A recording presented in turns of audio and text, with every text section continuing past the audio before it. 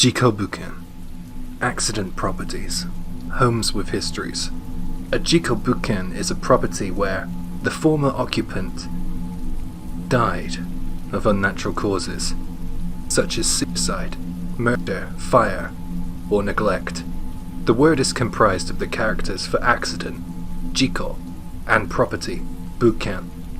These properties can be rented or purchased at very low prices, provided you are okay with the history of the home or apartment.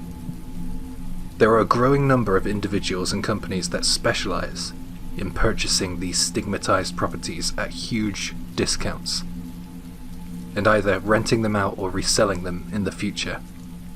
In the case of a house, the house may be demolished and the land resold.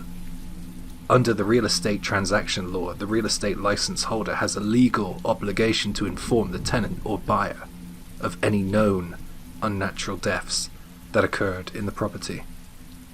The details of the accident must also be explained prior to the signing of the lease or sale contract. If the seller/landlord or real estate agent intentionally omits this information from the rental or purchase contract, the contract may be nullified. There have been court cases where the contract has been voided. So, how do you find out if your property has a history? The way I did it was to check the popular Oshimateru or oshimarando.co.jp. It's a website, but please be advised that this site is not official and does not cover every property and every incident. Sorry the intro is long, I just want to give you a very quick example before we get into the scary stories. So, I've chosen one here. It's the area that I used to live in. Over here is the mall. I used to go there all the time. It has a supermarket, a food court, a cinema, just really everything you need. As you can see, there's a flame mark here, and that indicates that an unnatural death occurred here. So let's go ahead and find out what happened. So straight away, by reading the first line, you find out that someone sadly jumped off the top of the multi-level car park. What a shame, and my thoughts do go out to the poor man's family and friends. We have a comment to examine here as well. Sometimes they don't always have a comment, so you don't really end up finding out what happened in all these places, but this one does, so it goes a little bit deeper into detail. So jumping back to that comment quickly, let me just give you a quick rundown of what they're saying. So, the man in question was a 24-year-old teacher. He was suspected of some sort of road incident, driving drunk, and the following day was, sadly, his final day. He left a note, not really sure of the contents. What a shame. The pressure and stigmatism of having something like this probably would have bled into his work and social life, and may have even motivated this fatal choice. Yeah, it's sad. It's sad. But I hope we are now well accustomed to what a jikobuken is, or an accident property. Here is another example, just a little up the street from the mall. There was a fire here, clearly, and unfortunately some people died.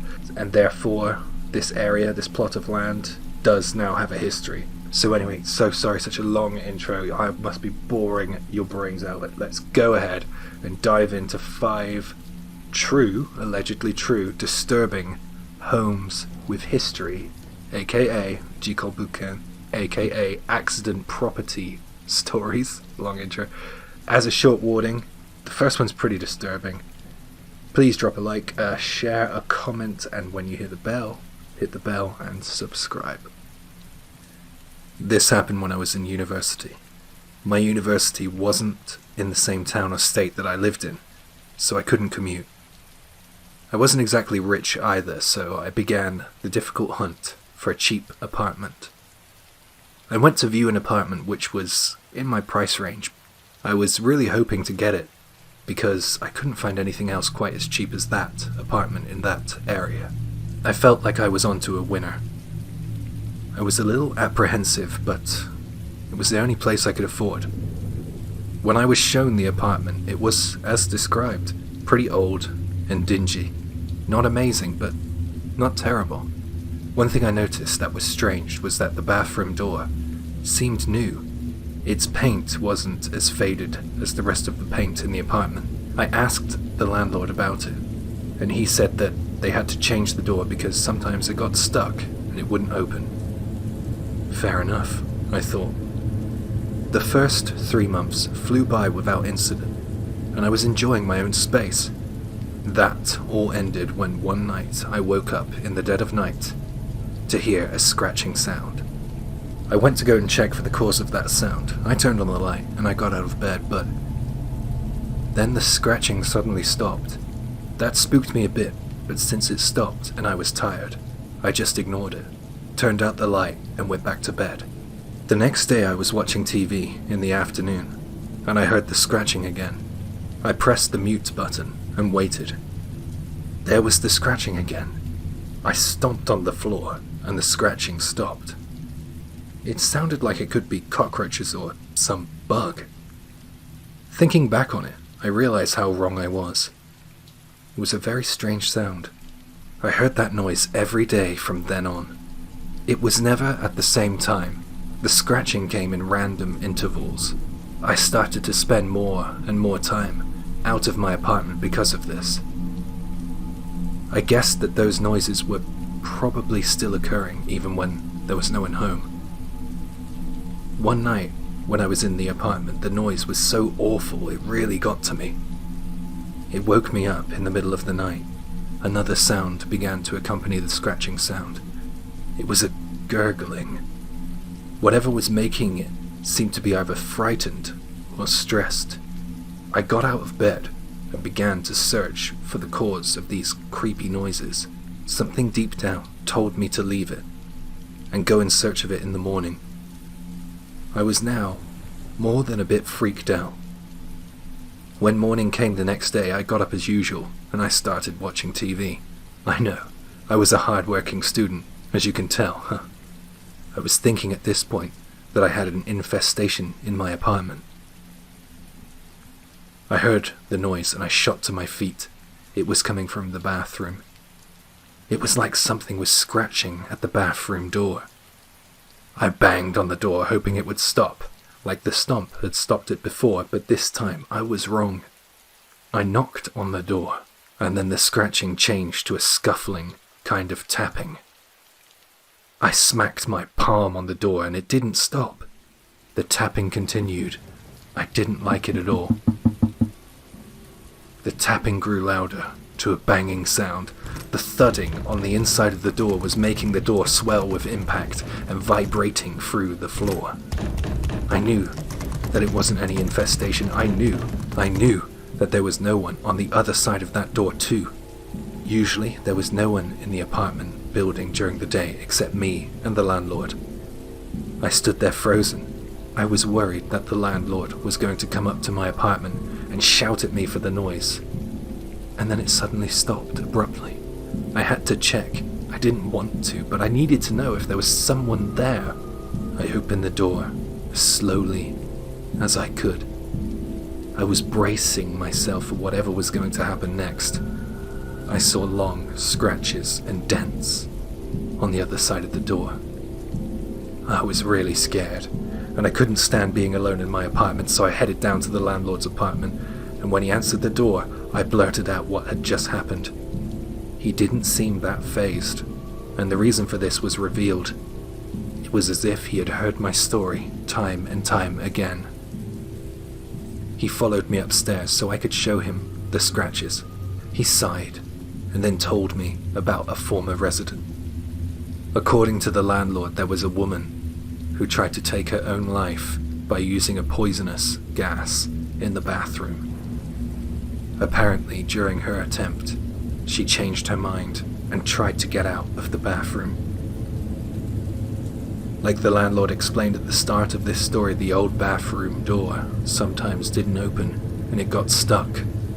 She couldn't get out. The police's suspicion is that the young woman began to kick and bang her fists against the door to try and get the attention of anyone nearby. Sadly, she was unable to escape, and even if someone happened by, they wouldn't have been able to get inside because her front door was locked. In her final moments, however long or short they were, she must have dropped to her knees and then fell forward onto her stomach. She scratched at the door, leaving marks like the ones I saw that day. The sound I had been hearing was maybe the sound of her scratching. The landlord then said, "Look, I have a lot of tenants in here, and I tell them the same thing when they realize that an accident happened in here. I mean, I probably should have told you, hey, sorry. Look, the thing is, when you hear the scratch and show her that you noticed and are aware of it, she always stops. Same with the banging. I mean, I can paint over the scratch marks if you want. No charge. How about that?" I was so angry. He should have told me this before moving in. This wasn't a joke to me. I told him that I was out of there. I went upstairs to get my things. I threw as much as I could into a suitcase and burst out onto the streets. I am now completely free of all mysterious phenomenon. But I often think about that poor woman and the noises I heard in that apartment.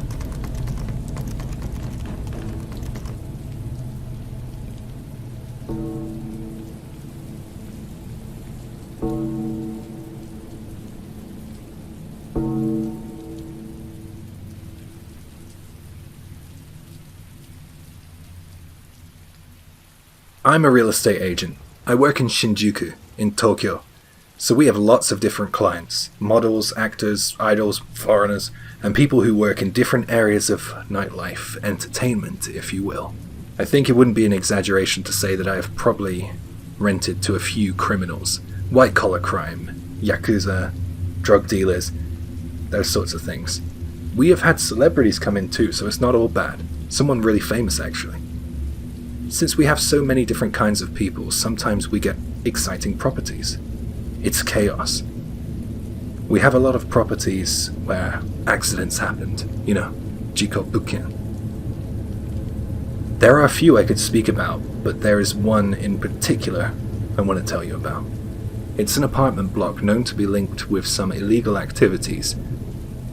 And although the building is old, it was built in the 80s when Japan had the economic boom, so it's actually really nice and can be described as luxurious. The rent isn't that expensive, therefore it's a popular little place. There is one apartment which has seen the most activity. I'm talking missing person cases, suspicious deaths, individuals choosing to end it all there, and murder. Naturally, I explain all this to prospective renters before they sign the papers. Some say that they don't mind and they seem brave or even cocky, but they end up moving out after only a couple of months. Everyone seems so happy to be moving in, but they always leave looking dejected. Priests have tried to purify the place, but still all the renters end up leaving, either by their own will or another way. I really want to know what the original incident in the apartment was that started this chain reaction. It's a really strange one. This story is from a message board and another user has commented, "Wow, that's amazing. They move out after only a couple of months each time?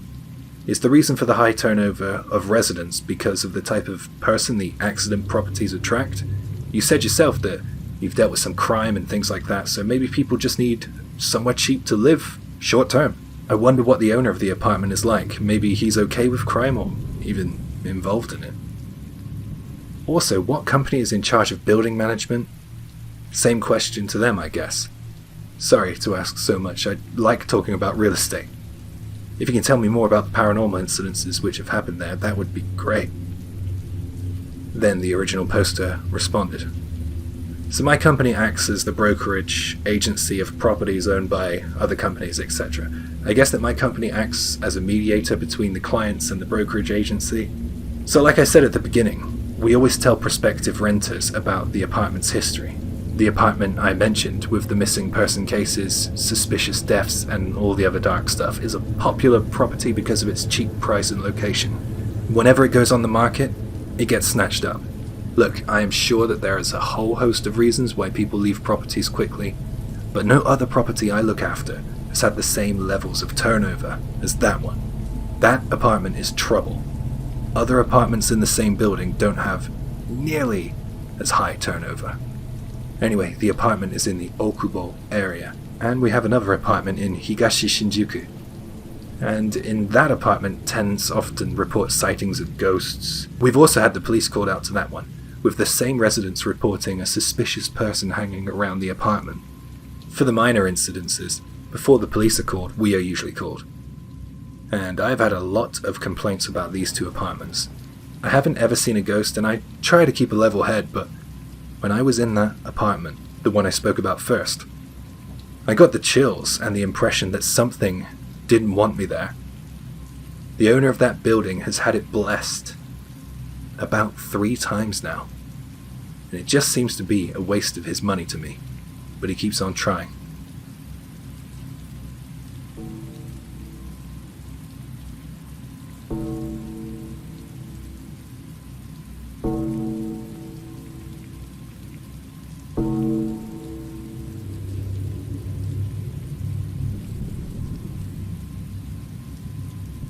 When I was 20, I started living alone in Tokyo. I was a student, and every day seemed busier than the last. I was working a part-time job just to stay afloat. I barely had enough money to make ends meet. I looked for somewhere new to live. I wanted and needed somewhere cheaper. Rent in Tokyo is always going to be insanely expensive, so I thought that I'd have little other choice than to move out to a rural area outside of the city and start looking for a bus or a train route. Just as I was about to throw in the towel, I found a property in the city that I could actually afford. The icing on the cake was that it was a newly built female-only apartment. It was too good to pass up. The building was built the year prior, therefore everything was new. I was so satisfied. I moved in, and I spent the whole day cleaning and unpacking my things. I wanted everything to be perfect. I was exhausted by the time night came. I fell asleep on the bed, and after what seemed like only a few hours, I suddenly woke up. It took me a second to figure out where I was because I wasn't used to my new place. I wondered what time it was, so I tried to sit up and look towards the clock on the wall, but I couldn't move. I realized that I was in some sort of state of sleep paralysis. My eyes were open, but my body was sapped of all of its strength. It was a terrifying thing.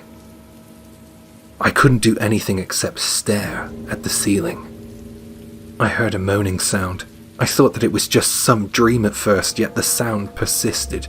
It was clear that the moaning sound wasn't imaginary. I could hear it in the room with me. I was scared, deep down scared, more scared than I'd ever been in my life. I was sweating yet cold at the same time. I tried to summon the energy to leave my bed, but I couldn't. My body remained stationary. The voice, that moaning sound, was so disturbing. It seemed neither to be a male or female. Just a voice of suffering. The voice of suffering.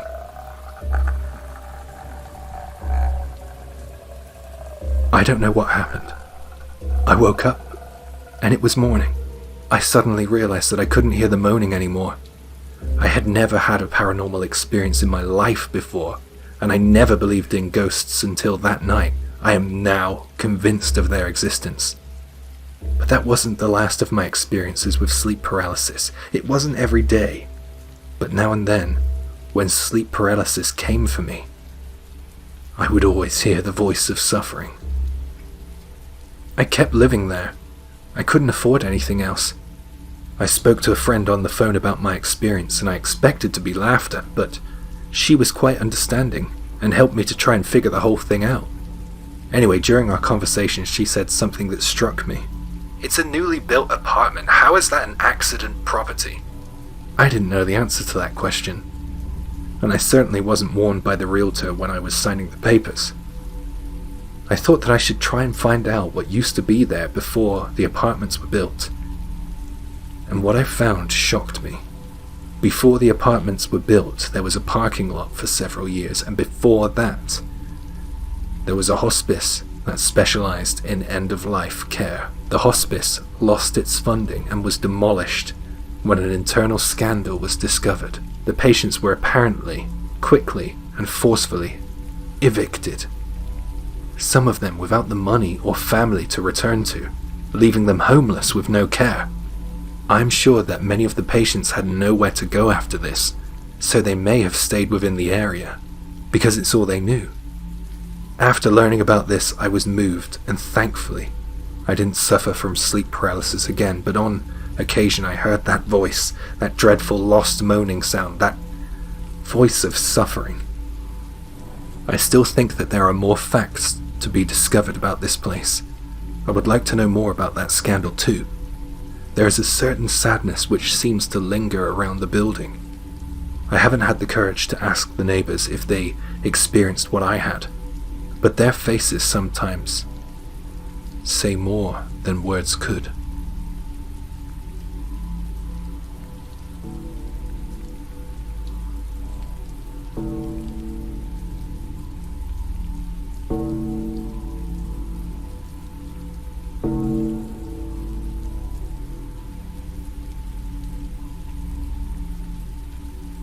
After I graduated from university, I was looking for a place to live. I needed something cheap, so I looked into that whole accident property thing. I didn't care about ghosts or anything like that. I just wanted to get a roof over my head. I was visiting different realtors, and I managed to settle on a corner apartment on the 3rd floor of a 6-year-old building. The apartment was amazing. It had a separate bathroom and toilet, and it was really spacious. It was in great condition. I really had no complaints. Because I had never experienced the paranormal, I doubted its existence. I was interested in seeing the apartment in person. I loved the neighborhood, and I noticed that there was a ton of free parking spots. That's always good, I thought. I didn't get that strange feeling that people who write these types of scary stories seem to always say that there is. You know, sometimes they say that the air is stagnant or there was an oppressive atmosphere or something. Yeah, there was nothing discernible to me. Then the real estate agent and I entered the apartment. I looked around the apartment and it was everything I had hoped for. I was thinking, this is looking good. I went from room to room, smiling and liking what I was seeing. I wanted to see the balcony next. And then I saw something unthinkable. On the balcony, on top of a concrete wall, there was a gap between the concrete and the handrail, and that gap was of about 10 centimeters. I saw a woman looking at me through that gap. I know it sounds crazy, right? I didn't feel any sense of something being angry at me, or an intense feeling of sadness in its presence, but something was there. And it was, in a word, terrible. Like I said, the apartment is on the 3rd floor and there should be no reason as to why we would see someone there. There were no ledges for someone to stand on either. I saw no hands holding onto the edge of the balcony. I just saw those watching eyes. Eyes that I knew would follow me from room to room if I took the place. I didn't want sleep paralysis. I didn't want sleepless nights. Seeing those eyes was like being plunged into ice-cold water. I felt like my body temperature dropped a few degrees. I made some half-garbled excuse to the realtor. I must have seemed quite pathetic. After we left the apartment, I heard the real estate agent mutter, "Yep, just like always," or words to that effect. I asked her what she meant when we were outside of the apartment. She said that pretty much everyone who comes to view it turns up really positive, and then something changes when they are actually in the apartment. Everyone seems to encounter something, she said. I thought about how stupid I was being. Was I about to lose out on the apartment of my dreams because I may or may not have seen something? Was I really about to walk away from this place? I was walking down the communal stairs, mulling this all over. The realtor looked dejected. She seemed desperate to sell the place. I was already reconsidering my choice. I got to the car park and I thought I would take one look back towards the building. I wanted to catch a glimpse of the reverse side of that balcony.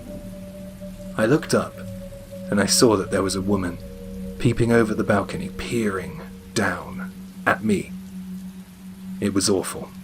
Yeah, that was game over for me. There was no chance that I would be moving in there.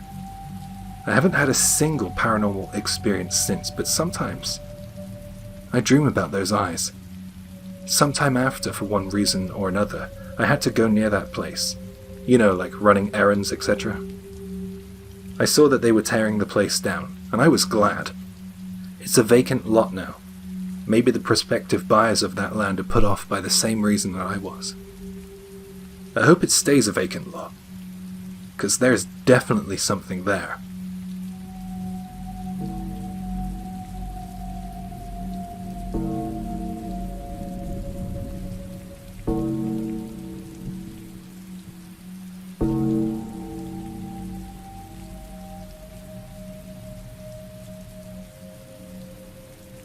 I first heard about the magical apartment from a friend of mine who works in real estate. I should explain what I'm talking about. The apartment is an accident property. The only difference between this one and all the others I've heard about is that only positive things happen in the magical apartment. No one has passed away in that apartment, but people who have lived there usually end up leaving citing various health complications from living there. Some have said that there is activity in there, and I think that some don't even notice. Some got a little spooked, some didn't. He gave me an example of what type of activity went down in the magical apartment. A former resident said that whenever they take their shoes off, they're always lined up nicely in the morning. Some have said that there's always a nice smell in the apartment that they cannot quite place. When you go in search of something and can't find it, like your keys or something like that, you go and check another room and come back to find the keys in the place you searched previously.